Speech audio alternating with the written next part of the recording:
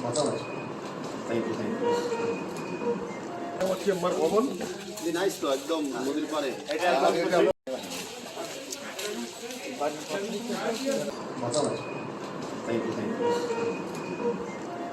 প্রথমে শুকরিয়া আদায় করি শেখ মোহাম্মদ রহমতুল্লাহ আলমের দরবারে ফুটবল প্রেমী গঞ্জের মতো একটি জেলায় যে আনন্দিত এবং আপনার সুস্বাস্থ্য কামনা করি প্লেয়ারগুলোকে জাতীয় পর্যায়ে নিয়ে যেতে পারবে। আমার যে বাইরেও যে চাহিদা সে চাহিদাটা আপনারা দিলেন। আজকে একটু অন্য অনুষ্ঠান, আমি শুধুমাত্র চা খাওয়ার দাওয়াত দিয়েছিলাম। তার মধ্যে আমি জেলা ক্রীড়া সংস্থার তাদেরকে বললাম, যেহেতু আমি জেলা ক্রীড়া সংস্থার কয়েকবার নির্বাচিত ভাইস প্রেসিডেন্ট, শেষ 22 সালেও আওয়ামী লীগের সময় আমরা নির্বাচিত হয়েছিলাম।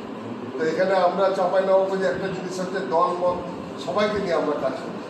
আমার বিশ্বাস আমরা আগামী দিনে সবাইকে করছি এবং জেলা ক্রীড়া সংস্থাকে ওনার পক্ষ থেকে যতটুকু সহযোগিতা করার ইনশাল্লাহ উনি করবে বলে আমি কাজ বাকি আছে। দীর্ঘদিনের সময় মাধ্যমে কিন্তু আমি নির্বাচিত হতে পেরেছি। আপনাদেরকে আমি ধন্যবাদ এবং আমি কৃতজ্ঞতা চলমান রাখতে হবে। অ্যাট দ্য সেম টাইম যেটা ওয়াহিদ সাহেব শুরুতেই করেছিলেন, উনি পটল সাহেবের আমলে স্টেডিয়াম নির্মাণ কাজটা শুরু করে দিয়েছেন এবং সেই পাশাপাশি স্টেডিয়ামটাকে মেরামত রাখতে হবে, স্টেডিয়ামটাকে সচল রাখতে হবে। তো আমরা যে চাচ্ছি যে বিএফএফ এর পক্ষ থেকে মিনিস্ট্রিকে ব্যবহার করে আপনাদের ডিসিদেরকে ব্যবহার করে উন্নয়নমূলক কাজ আমরা দেখছি। তার পাশাপাশি উনি ক্রীড়াতে অবদান রেখেছে, বিশেষ করে ডিএস বা ক্রীড়া মানে আমাদের গ্রামীণ সমাজের একটা উন্নয়ন, তরুণদের মাধ্যমে একটা উন্নয়ন জায়গাটা পথ উনি দেখিয়ে দিয়েছে। ওনার এই পথে আমিও যাত্রা শুরু করেছি।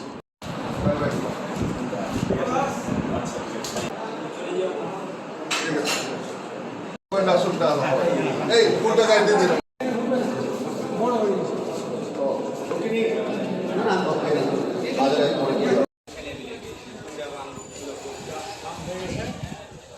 ঠিক আছে, ধন্যবাদ।